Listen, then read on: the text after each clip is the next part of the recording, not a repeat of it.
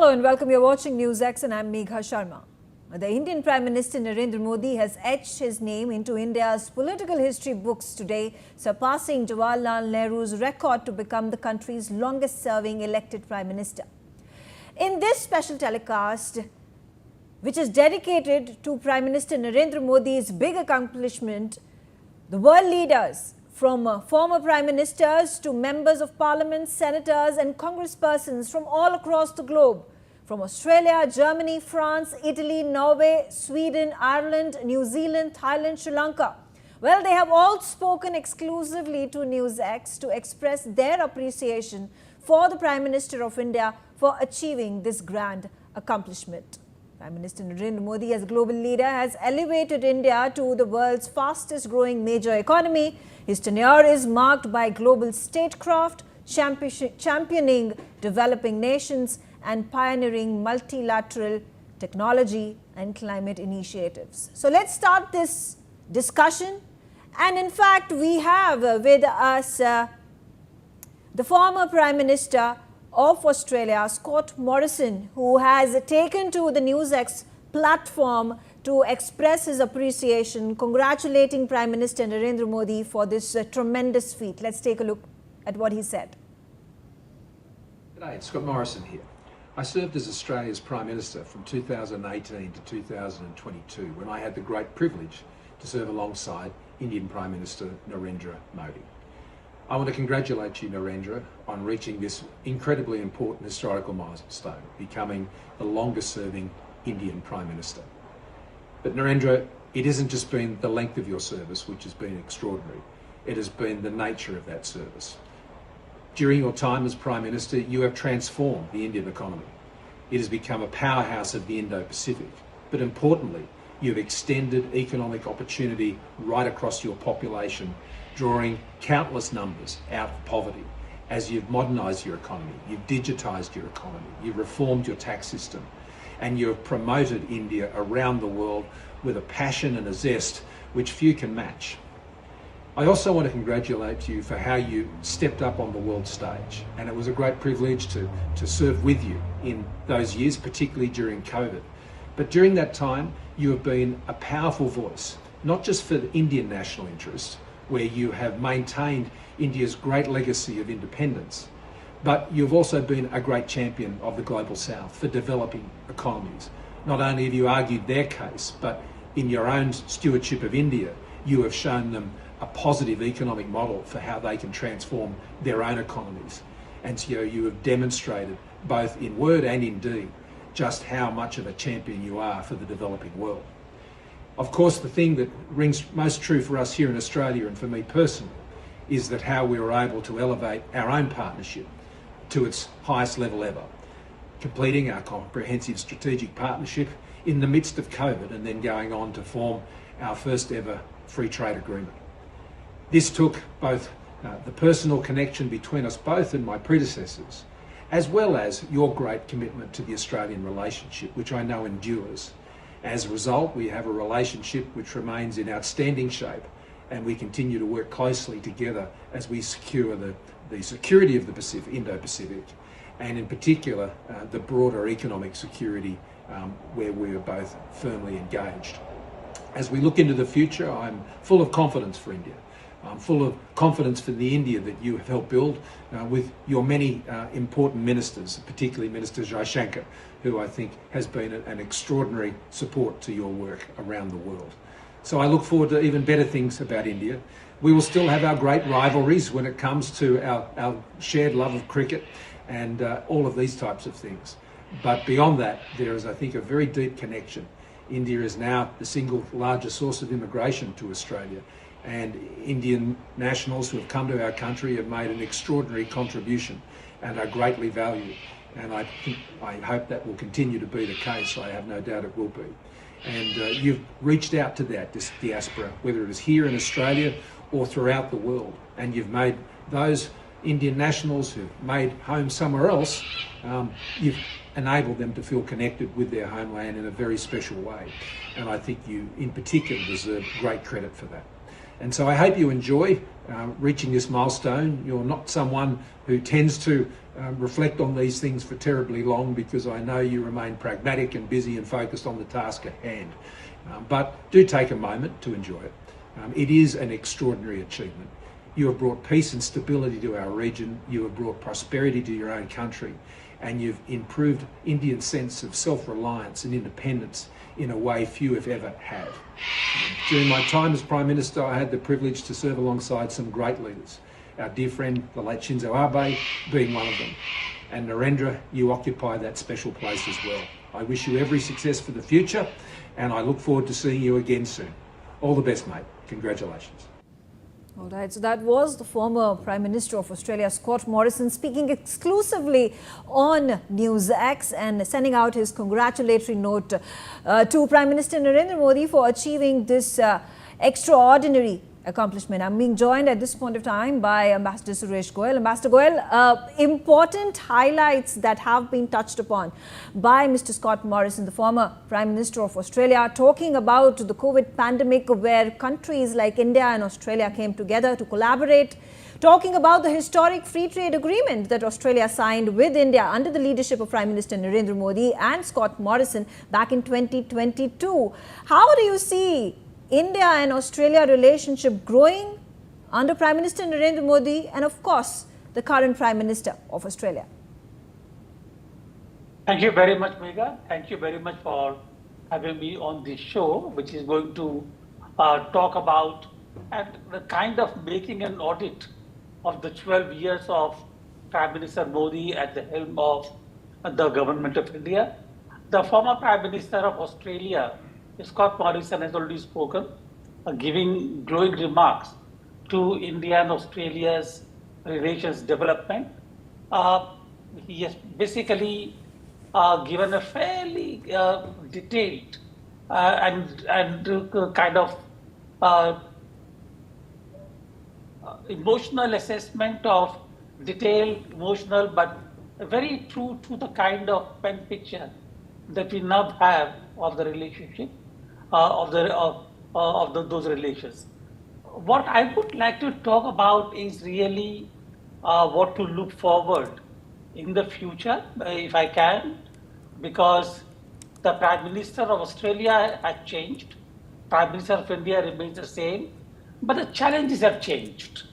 What Scott Morrison was talking about was really when there were fewer complexities in Indo-Pacific. When China was a challenge and the USA was standing steadfast with Indo-Pacific, with the Quad, of which Australia is an important part, as a kind of a stalwart to guide that Quad through the turbulent waters of Indo-Pacific. That seems to have changed a little bit. Therefore, I would now divide relations between India and Australia into two compartments. Bilateral, I do see that bilateral relations will continue to see huge growth, both in terms of trade, cultural relations, people-to-people ties, because so much has happened. And there is so much of resonance now between India and Australia in terms of what they can do together. In terms of the international, in terms of the strategic metrics, I see challenges.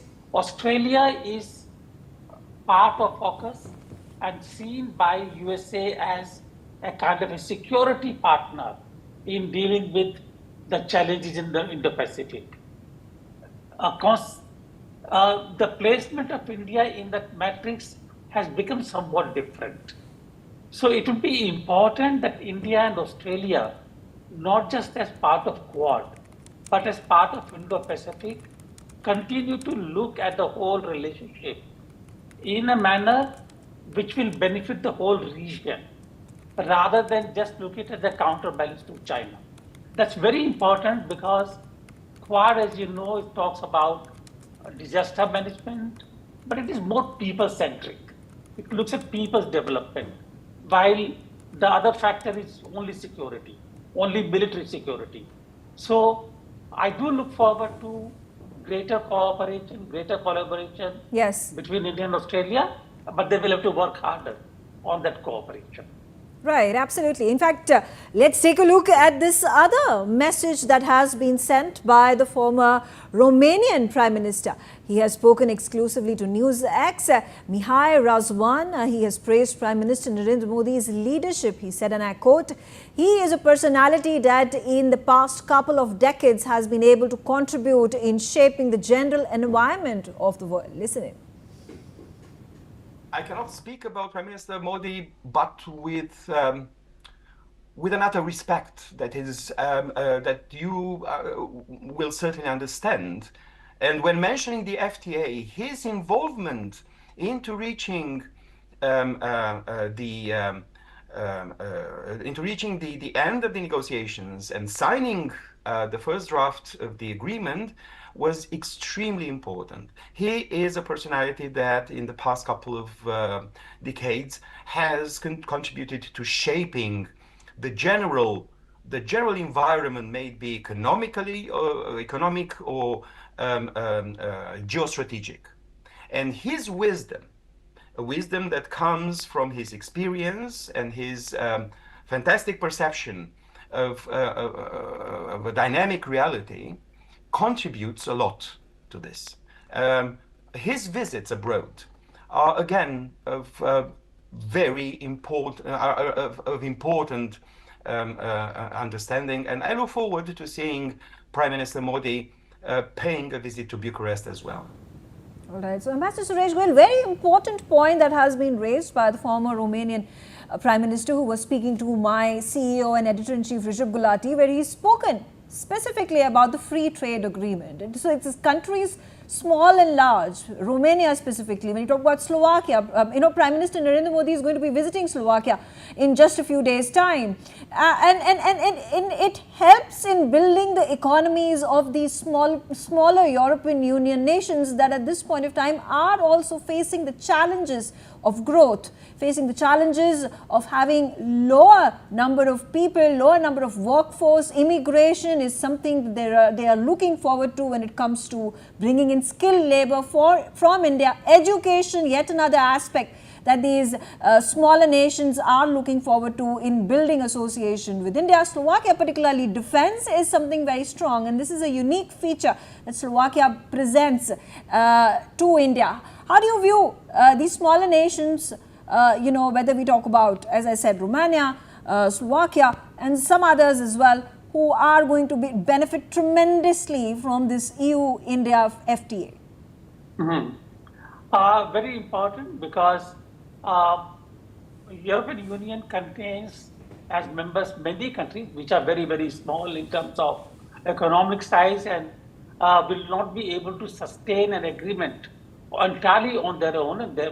But as a part of the European Union, they do stand to benefit a lot really from such free trade agreement. And from that point of view, I do feel that there is a great deal to look forward to development of relations, economic ties between India and Romania as part of the European or on the EU platform. Those things would contain agricultural products, of course, both from India and from Romania. But besides the agricultural products, there is a whole possibility for industrial goods, for chemicals, fertilizers, pharmaceuticals, which go from India and from Romania to India. Therefore, India-EU FTA would benefit a great deal in economic terms and both India and Romania. At a bilateral level also, I think, if we recall the history of India-Romania relations, they are more than 70, 80 years old.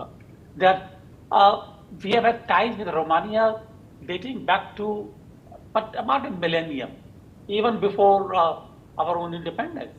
And those people-to-people ties are going to benefit a lot in terms of how we carry on the relations forward, both in terms of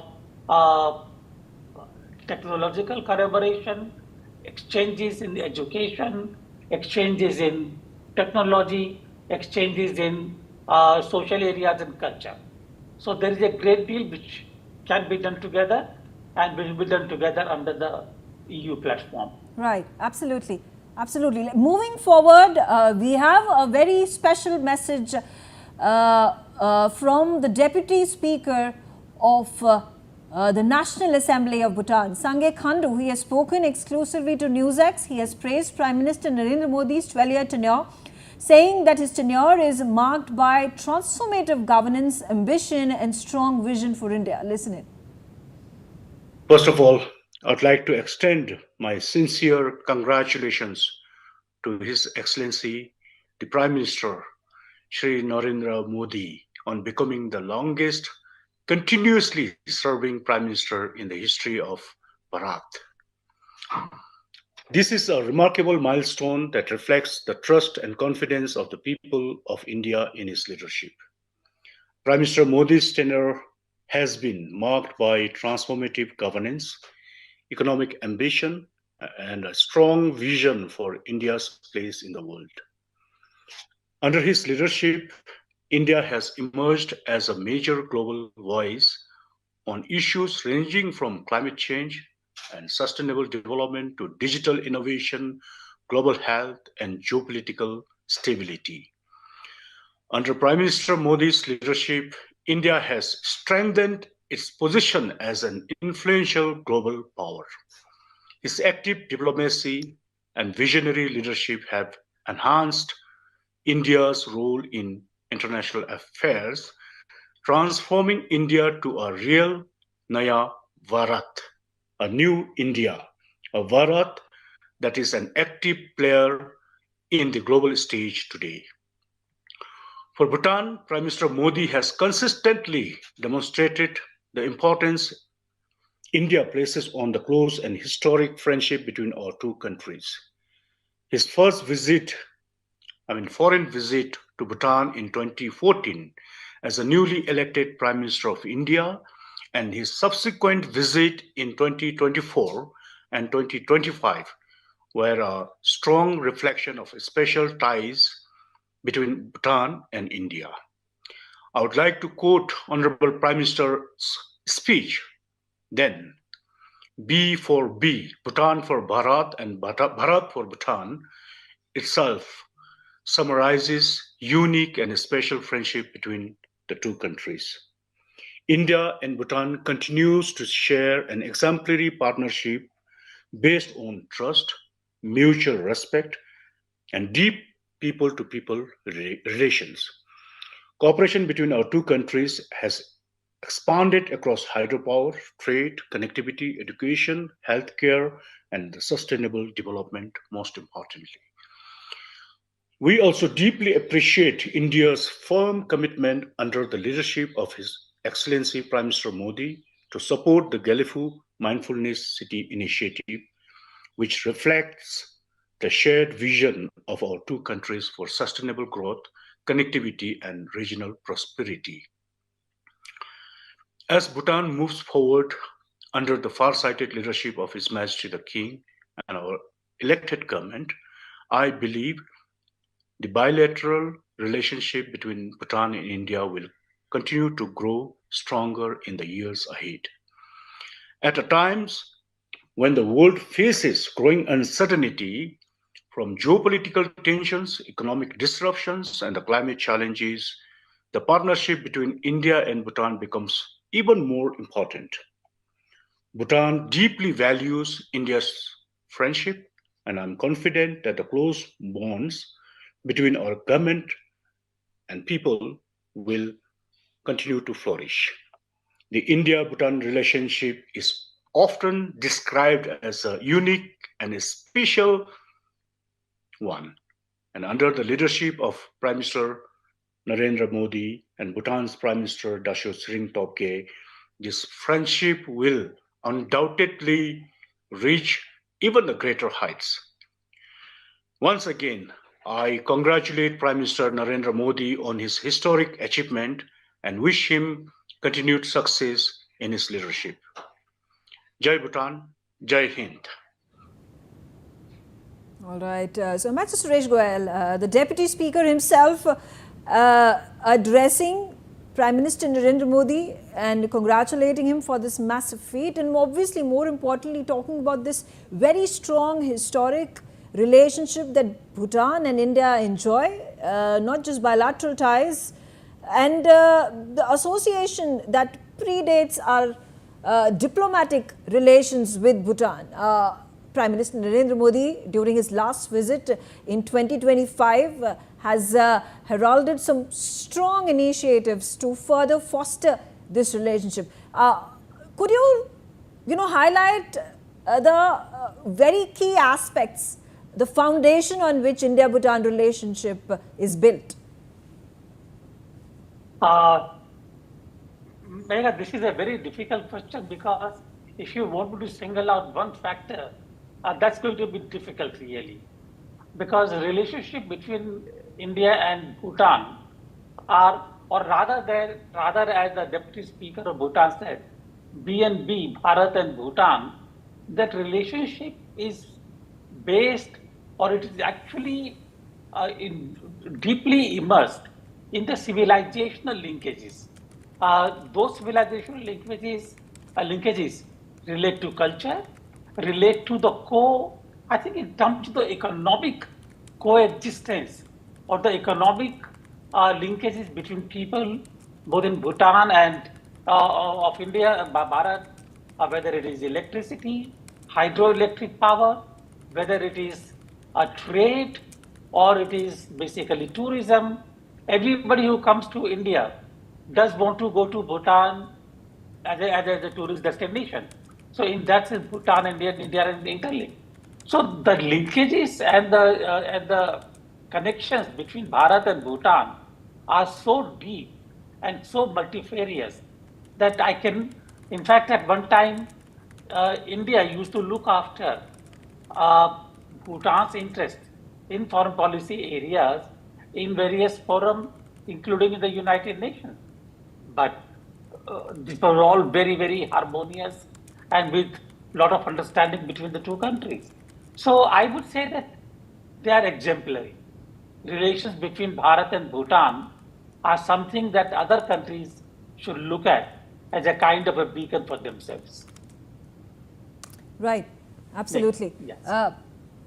Let's take a look at the message that has come from South Africa. Again, a very important nation when it comes to India's bilateral relationship.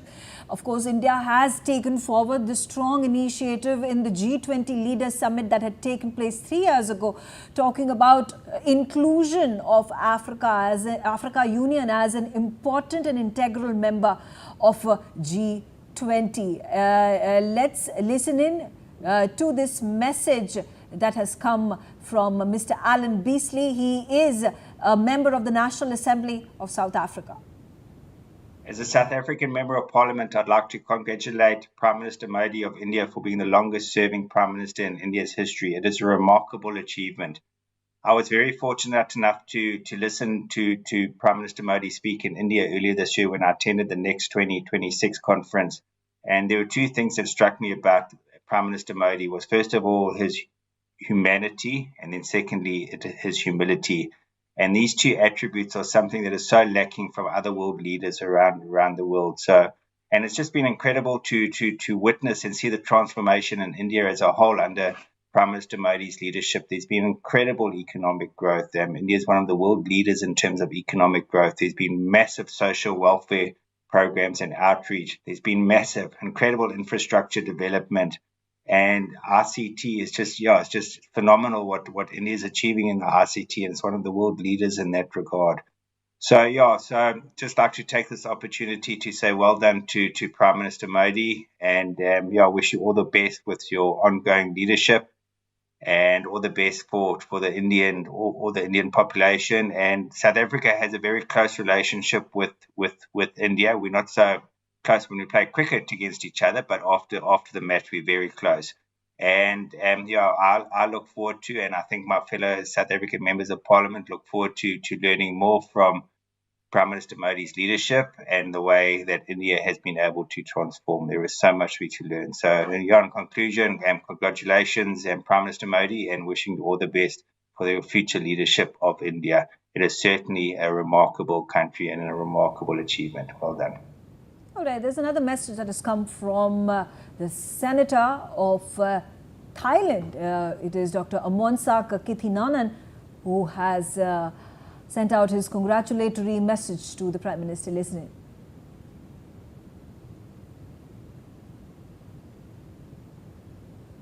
India's democracy has reached a historic milestone. The Prime Minister Narendra Modi has become the longest continuously serving democratically elected Prime Minister in the nation's history. In reaching this marker, he surpassed the consecutive elected tenure of India's founding leader, Jawaharlal Nehru. This moment is not just a testament of longevity, it reflects the profound strength and maturity of India's democratic institutions, driven by the enduring trust of its 1.4 billion citizens. Over the past 12 years, Prime Minister Modi's tenure has been defined by an ambitious blueprint for the national transformation. Through the Digital India Initiative, technology was democratized, closing the digital divide and connecting the remotest corners of the nation. The Make in India program re-energized the manufacturing sector, fostering an unprecedented spirit of democratic entrepreneurship. Simultaneously, grassroots welfare became the cornerstone of governance. The Jan Dhan Yojana brought formal financial inclusive to hundreds of millions of households, while the Swachh Bharat Abhiyan mobilized an entire nation around public health and sanitation. Under his leadership, the rapid expansion of critical infrastructure, from the clean water and electricity to housing and world-class transport networks, has visibly uplifted daily life across the country. On the global stage, Prime Minister Modi has firmly positioned India as an proactive, decisive voice and a leader of the global South. By spreading the International Solar Alliance, he turned climate advocacy into the collective global action. Furthermore, during the unprecedented crisis of the COVID-19 pandemic, India's delivery of life-saving vaccines to nations worldwide underscore a foreign policy rooted in human solidarity. Ultimately, this milestone represents more than continuity of governance or political stability. It mirrors the evolving confident aspirations of modern India. Prime Minister Modi's years in office will be remembered as an era of profound structural transformation, a period that successfully sought to bridge ancient tradition with the cutting-edge modernity. As India continues its steady rise on the world stage, this chapter stands as a definitive marker of how vision, execution, and democratic mandate can shape the destination of a nation. Thank you. Okay, Ambassador Goel, one very important country, South Africa, in African continent, and the other one in Southeast Asia, which is Thailand. Thailand thrives on tourism that comes from India, and South Africa, of course, is an important country with regards to the push, the initiative that has been made by India under the leadership of Prime Minister Narendra Modi to bring it into the realm of global South that is only becoming powerful and accomplished when it comes to the multipolar world that we are living in.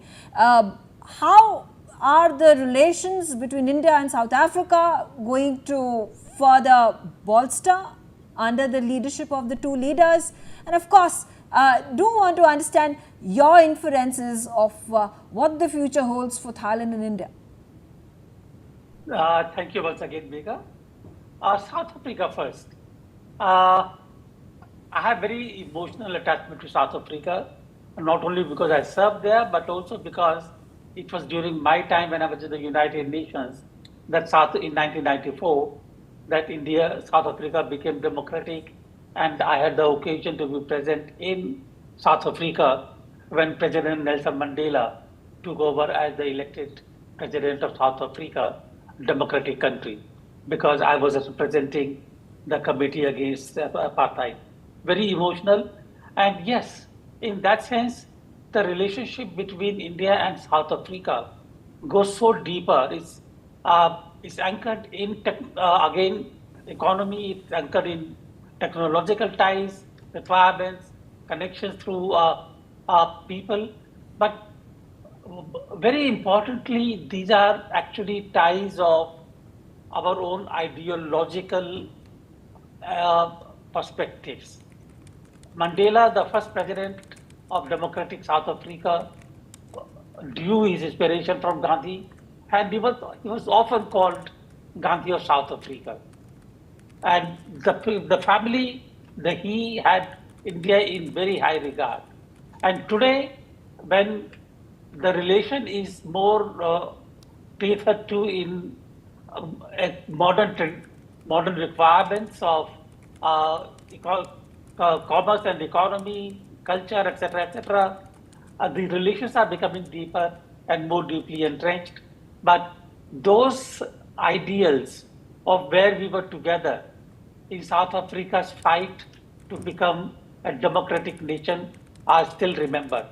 And therefore, when South Africa recalls that India actually, under Prime Minister Modi, got Africa Union as a member of the G20, that has huge significance because that actually does give credit to India for remembering the partnership and the affiliation between India and Africa. It's very important. Thailand, of course, is not just our neighbor. Thailand is part of BIMSTEC. Thailand is part of our strategic calculus in Bay of Bengal, as well as trade and economic partner. Thailand is also a major member of ASEAN and therefore a major component of our Act East policy. It will be useful to remember also that in terms of geography, Thailand's Phuket Island is just a few hundred kilometers from Andaman and Nicobar. So we share the same maritime history. We have common maritime interests in Indian Ocean. So uh, our relations are very, very deep, and there is a lot of potential to work together, not just in tourism, but in economy, in terms of technology, in terms of energy, climate, etc., etc. And I think uh, we can look forward to a future of deep cooperation. Incidentally, Thailand and India also share bonds of Hinduism. The king of Thailand is called Rama. They draw their inspiration from Ramayana and Buddhism. So the ties are deeply rooted both in the civilization and maritime history. Okay, all right. Now, Ambassador Suresh Goyal, there have been other leaders who have also been speaking to us. For instance, Pierre Ferdinand Cassini, who is a member of the Senate of the Republic of Italy.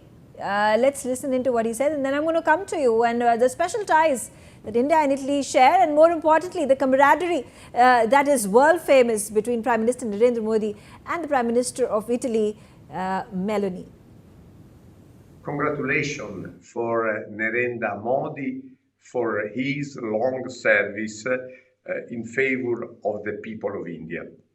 India and Europe are implementing our respective relationship, and in the recent past, has done one important agreement for the future. For us, is strategic the relationship with India, because India has one important role in the world. The world now is very difficult to live. The fight are a lot, too many, and we want to work to create a new balance between different states, between East and West, and we want to strengthen also our parliamentarian relationship. We are working in this dimension.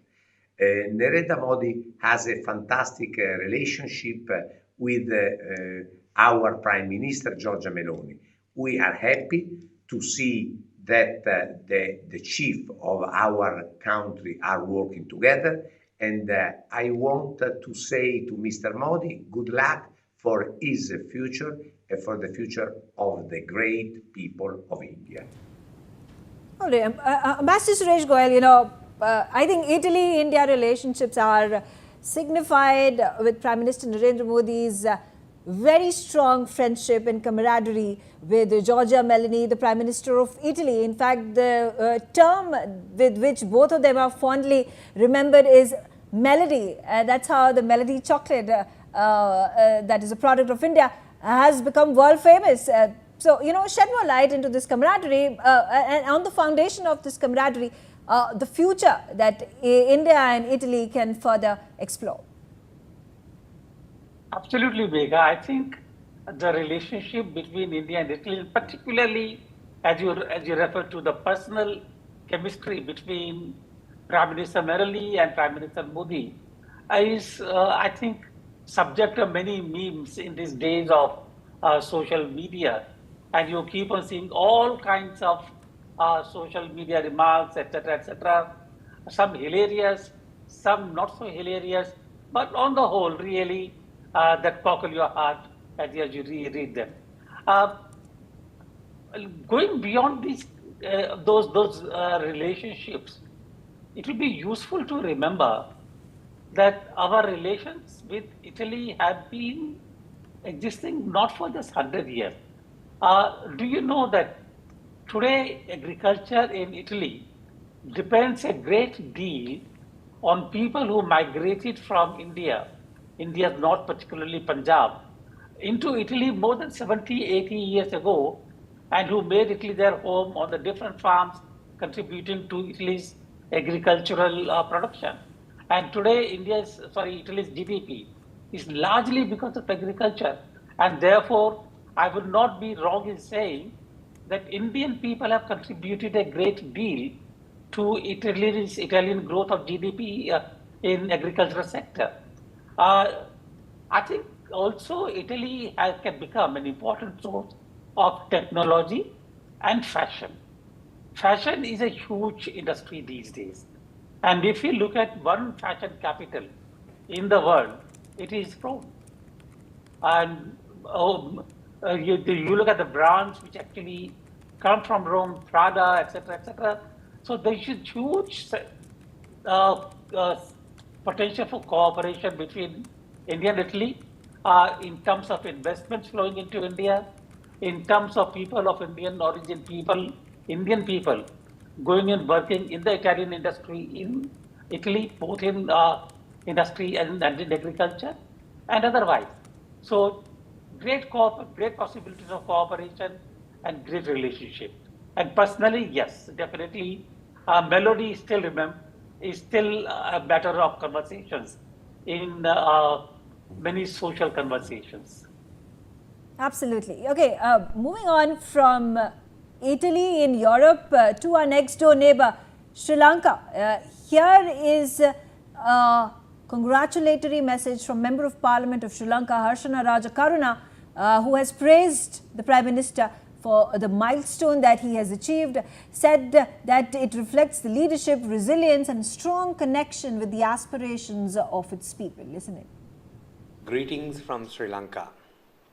I am delighted to extend my warm congratulations to the Prime Minister Narendra Modi on becoming the longest continuously serving Prime Minister in the history of India. This is truly a historical achievement. To surpass the record of Pandit Jawaharlal Nehru, one of the founding leaders of the modern India, is not only a personal milestone for Prime Minister Narendra Modi, but also an important moment in the democratic journey of India. India is the world's largest democracy. In a nation of such size, diversity, and complexity, earning the trust and the confidence of the people over many years is a remarkable accomplishment. It reflects leadership, resilience, and a strong connection with the aspirations of the people.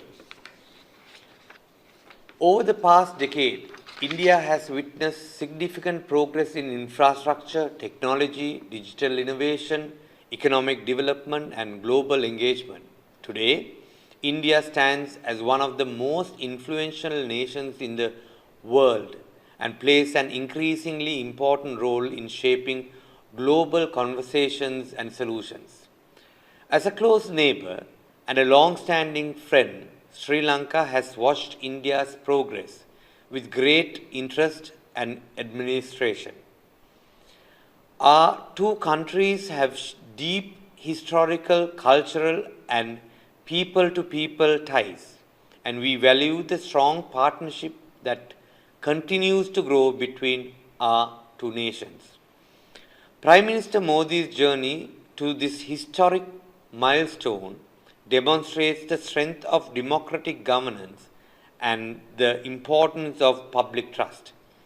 Regardless of political views, achievements of this nature deserve recognition because they represent the voice and the mandate of millions of citizens. History remembers leaders not only for how long they serve, but for the impact they leave behind. Prime Minister Modi's contribution has already become an important chapter in India's modern history, and his legacy will continue to be studied and discussed for many years to come. On this special occasion, I once again extend my heartfelt congratulations to Prime Minister Narendra Modi and my best wishes to the people of India for continued peace, progress, and prosperity. Thank you. All right. In fact, there's yet another member of parliament from Sri Lanka, Arjuna Sujeeva Senasinghe, who has sent his very warm and hearty message to the Prime Minister. First, let me congratulate Modi ji for being the longest serving Prime Minister in India. I guess it's about 13 years. And he has always inspired me, and wish him long life as well. And especially being a leader in the Asian region and taking India to great strides where he has taken, it's unimaginable actually, Indian progress. And we have to commend him for his style of administration, vision, leadership. And what I most admire in Modi ji is his perseverance. And as a finisher, once he starts a job, he makes sure that he finishes that. So because of that, India has gone forward, developed tremendously during the past 20, 25, 30 years, and especially during Modi ji's time. India has almost become the third largest economy in the world.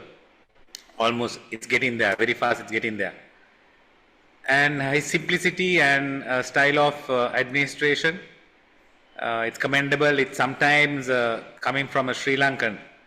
It's a bit envious also having a great leader for India, having a steady leader and having a steady political background also to India. We haven't had that fortune in Sri Lanka. After 77, we can talk about my predecessor Jaya Jayawardena, Ranasinghe Premadasa Gamini Disanayaka.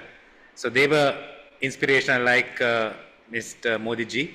But from 94, we have not been able to produce such great leaders in Sri Lanka. So we are hoping to emulate what Mr. Modi ji has done as young politicians in Sri Lanka. We want to achieve what Mr. Modi has achieved, Honorable Modi have achieved in India. And we want to emulate that in Sri Lanka. Sri Lanka is actually a great country where we can develop this country. It's a small country, and it's a great pride for us that India is developing in this region, and India has taken the Asian region to the rest of the world actually with their development. So it's going to be very beneficial for Sri Lanka also. Powerful, inspirational, great country being guided by Modi ji, and hope he has a wonderful and a great career. Whatever he wishes would come true. We wish that it would come true, and I have to say this, that I have to be a bit biased also toward Mr. Modi ji. One could say that because I met him a couple of times, and he has this kind of love and affection for Sri Lanka also. So that may be another reason that we inspire to be like him, and wish him all the best, wish India all the best as well. Thank you very much. Ambassador Goel, another very important country for India in the subcontinent, Sri Lanka, of course, historic cultural ties apart.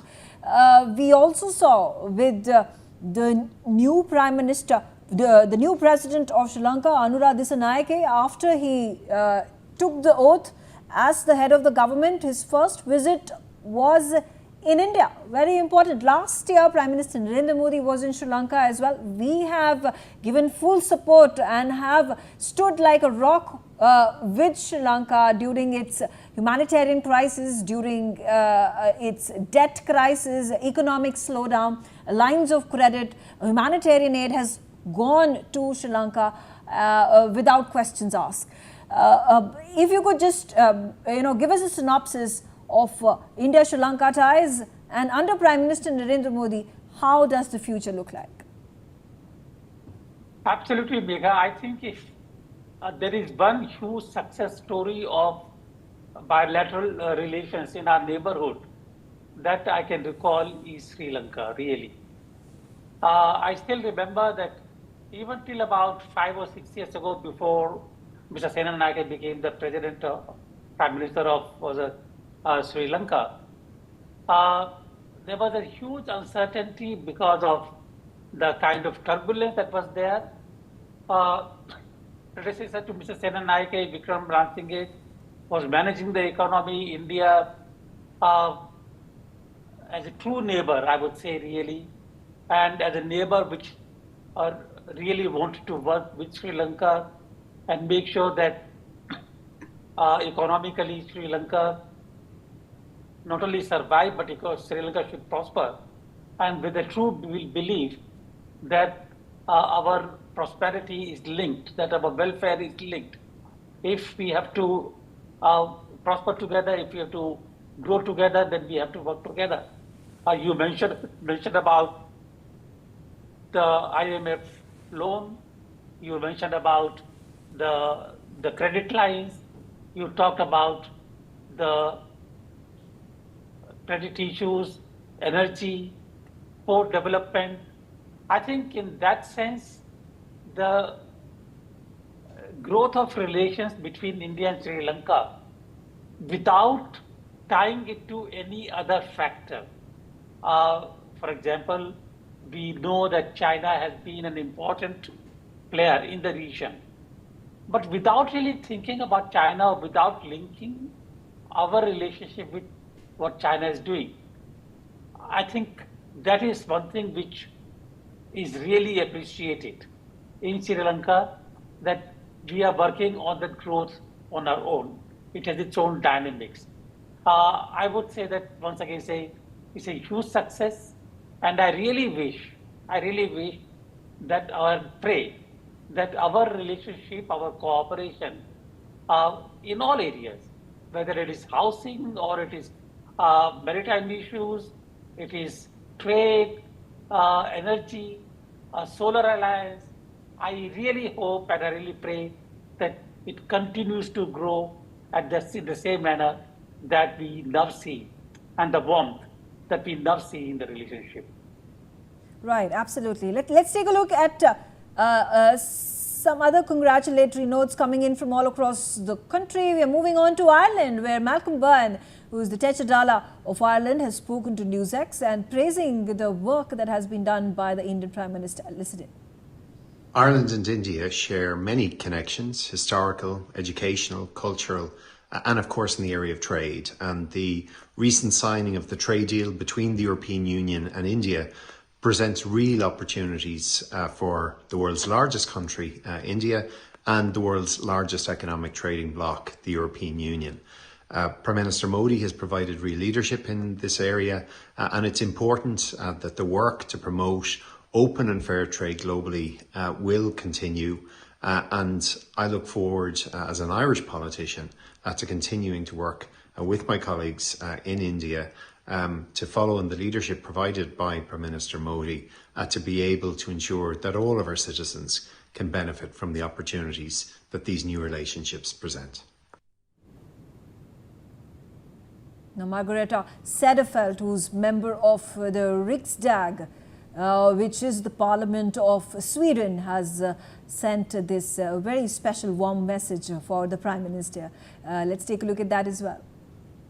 I would like to mention here is there have been a meeting in Sweden between India's Prime Minister Modi and the Prime Minister of Sweden, Ulf Kristersson, and the High Commissioner of European Union, Ursula von der Leyen,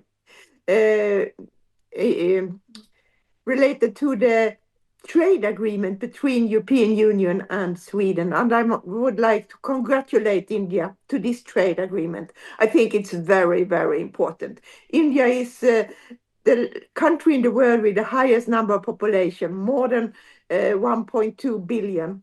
I think this is amazing.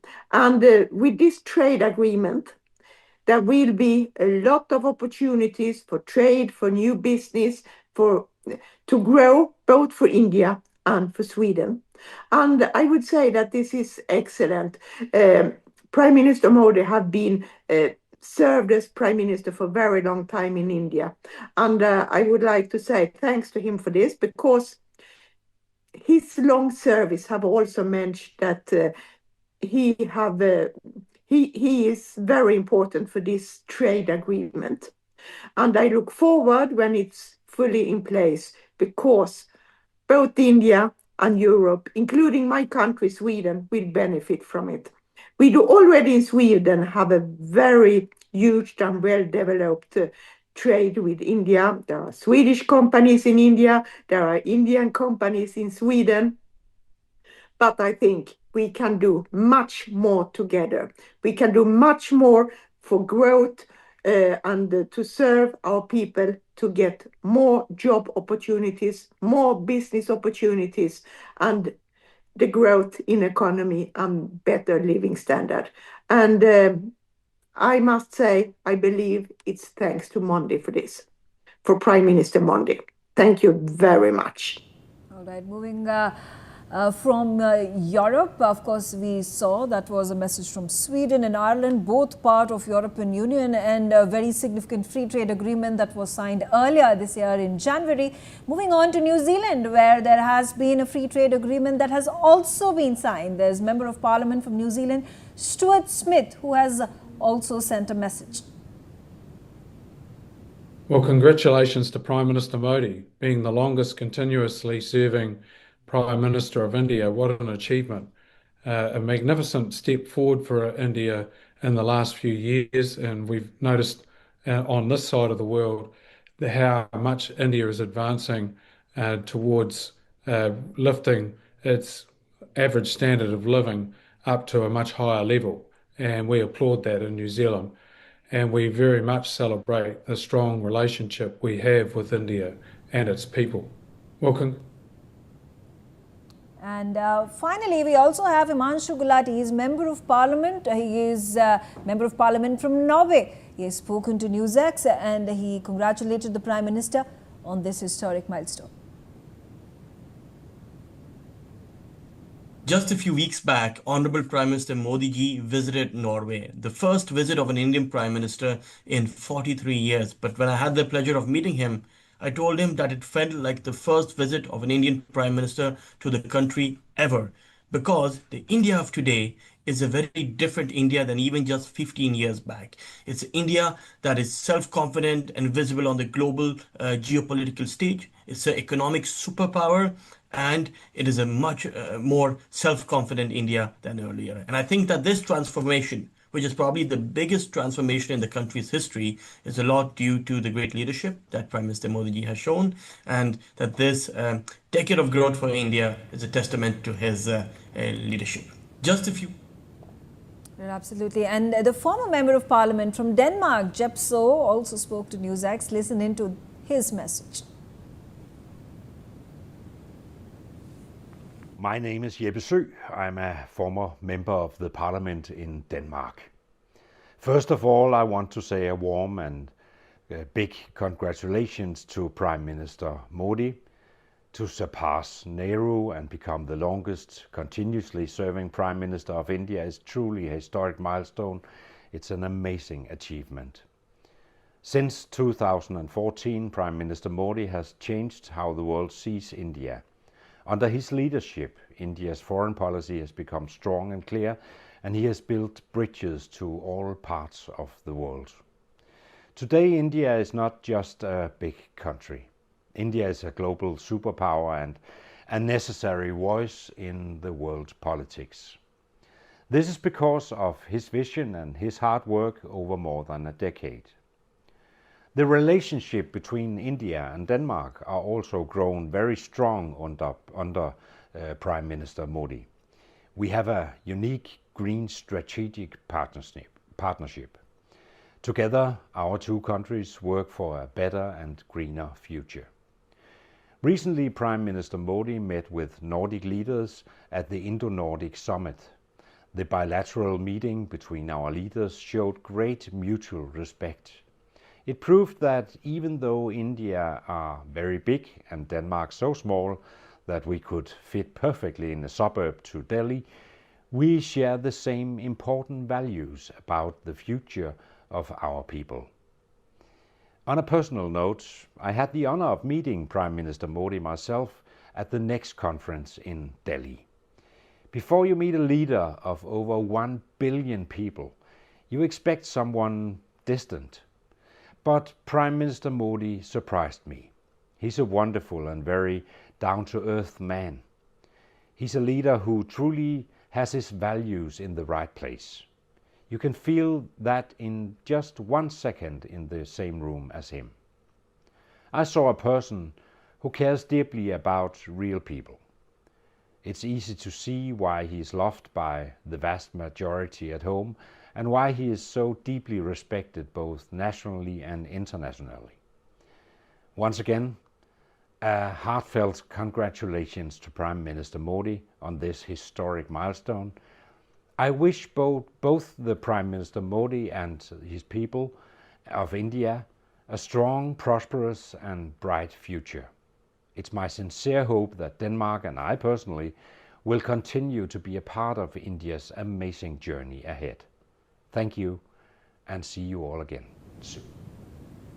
Ambassador Goel, Sweden, Denmark, Ireland, Norway, New Zealand, all of these countries have further fortified their association with India through the trade agreements that have been done with each of these countries respectively, or groupings of these countries. For example, European Union, which Sweden and Denmark are part of, and Ireland as well. Norway, the TEPA agreement that had happened last year. And New Zealand, of course, we understand that a few months ago there was an agreement where the New Zealand Prime Minister also visited India.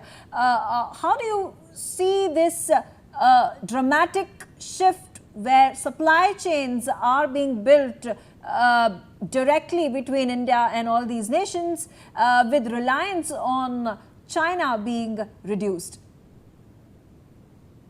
When I listen to all these messages, one thought that comes to my mind really immediately is that Prime Minister Modi, he has completed 12 years, but probably he is the only one Prime Minister who has actually met so many leaders on his visits abroad. and the visits into India. I don't recall any other prime minister during my readings and my earlier meetings who has met so many leaders really. So that by itself really would indicate a very broad spectrum and very broad kind of an outlook in terms of India's relations with these countries. You mentioned Denmark, Sweden, Norway. You didn't mention Nordics. The whole platform of Nordics, which is an important factor in connectivity to Arctic, and that is now coming into prominence because of several reasons. And these countries will play an important role in developing that connectivity and supply chains really. New Zealand, besides ASEAN, New Zealand is another country where the trade supply chains can really benefit both the countries a lot. So in that sense, yes, very broad, very broad kind of a spectrum here, very broad outlook, and a huge reach that seems to associate with what Prime Minister Modi is about. Ambassador Goyal, thank you very much for your perspectives on the global leadership of Prime Minister Narendra Modi and the association that has been built and fostered by India with all these nations, the messages that have been coming in from across the globe, and these leaders from members of parliament to former prime ministers, former heads of governments coming and speaking on the NewsX platform to congratulate Prime Minister Modi. Thanks for watching NewsX.